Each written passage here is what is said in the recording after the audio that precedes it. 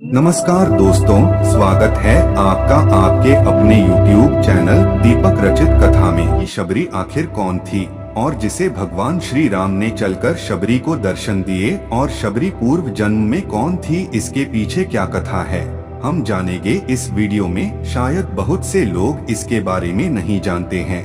मित्रों, शबर जाति भील जाति में ही होती है और शबरी भील कन्या थी। भील जिसको शबरी भी कहा जाता है। किस प्रकार शबरी एक भील घराने से भाग निकली और ऋषियों की सेवा करते हुए और भगवान श्री राम का इंतजार करती रही, और किस प्रकार भगवान श्री राम शबरी की कुटिया पर आए और शबरी का उद्धार किया। मित्रों, शबरी का विषय इसलिए महत्वपूर्ण है क्योंकि शबरी इतनी सरल थी कि उसने अपने पिता रूपी गुरु के एक वचन पर ही पूरा अपना जीवन श्री राम को समर्पित कर दिया। शबरी कौन थी? मित्रों, बात उस वक्त की है जब भगवान श्री राम का जन्म भी नहीं हुआ था। वही भील जाति के एक कबीले में जिसके राजा और मुखिया अज थे। राजा अज के घर में एक कन्या का जन्म हुआ जिसका नाम श्रमना था। श्रमना शबरी का ही दूसरा नाम है। शबरी की जाति शबर थी। शबरी को बचपन में पक्षियों से अलौकिक बातें किया करती थी। साधु संतों से वह बहुत ही खुश रहती थी। धीरे धीरे शबरी बड़ी हुई, लेकिन उसकी कुछ हरकतें राजा अज और इंदुमती की समझ से परे थी। समय रहते शबरी के बारे में उसके माता पिता ने किसी ब्राह्मण से पूछा कि वह वैराग्य की बातें करती हैं।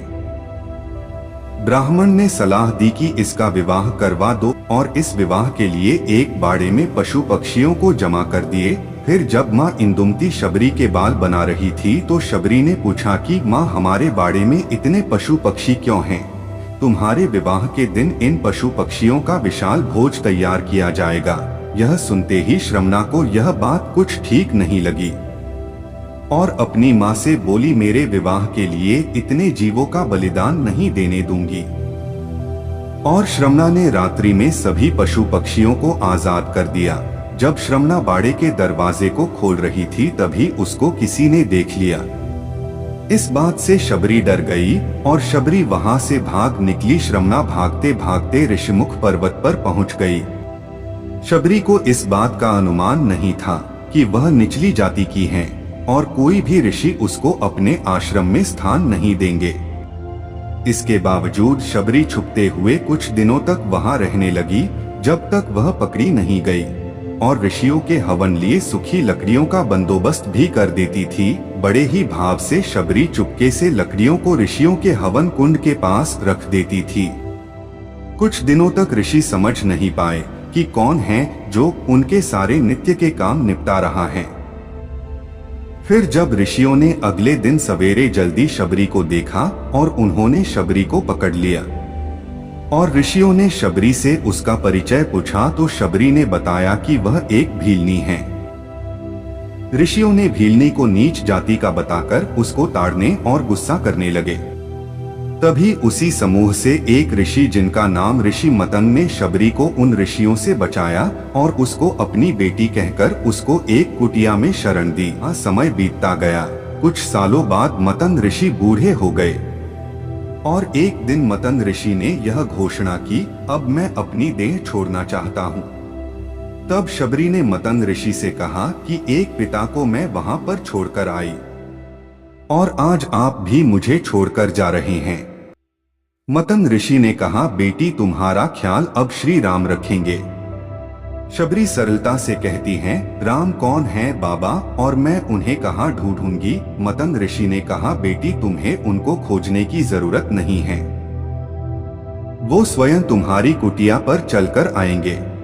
बस इंतजार करने लगी। शबरी रोज भगवान के लिए फूल बिछा कर रखती, उनके लिए फल तोड़ कर लाती और पूरे दिन भगवान श्री राम का इंतजार करती, लेकिन अब तक श्री राम नहीं आए।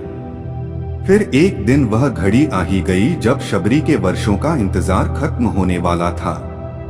शबरी ने फूल बिछा कर रखे थे और आते जाते लोगों को मना कर रही थी। शबरी श्री राम के लिए रोज बेर तोड़ कर लाती थी। यह निश्चित करने के लिए बेर मीठे हैं या खट्टे, शबरी ने बेर को चख चख कर रख देती। जब भगवान श्री राम आए तो शबरी एक पत्थर के आसन के पास बैठी थी। शबरी ने पहली नजर में ही भगवान राम को पहचान लिया और उनको झूठे बेर खिलाए। इस प्रकार शबरी के वर्षों का इंतजार खत्म हुआ था और उसको भगवान श्री राम मिले थे। शबरी पूर्व जन्म में कौन थी? शबरी अपने पूर्व जन्म में एक रानी थी। एक बार कुंभ के मेले में परमहिषी रानी और राजा दोनों साथ में गए थे। राजा का वहां पर शिविर था। रानी को एक दिन अपने खिड़की से ऋषियों का समूह दिखाई दिया और मंत्रों का उच्चारण कर रहे थे। रानी परमहिषी का मन भी उन ऋषियों के बीच में बैठने का कर रहा था। रानी ने राजा से आज्ञा मांगी, लेकिन राजा ने कहा कि आप रानी हैं, इस तरह आपको शोभा नहीं देता। परमहिषी रानी अपने कक्ष में जाकर रोने लगी। रात्रि को परमहिषी रानी अपने कक्ष से निकलकर त्रिवेणी तट पर गई।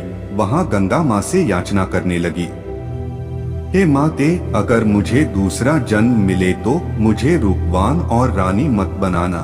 अब आप में समाना चाहती हूँ। बस इतना कहकर परमहिषी रानी अपनी देह त्याग देती हैं। इसी कारण अगले जन्म में शबरी रूपवान नहीं थी और ना ही कोई राजघराने पैदा हुई। मित्रों, यह थी शबरी की कहानी जो हमें सिखाती है कि सब्र का फल हमेशा मीठा होता है।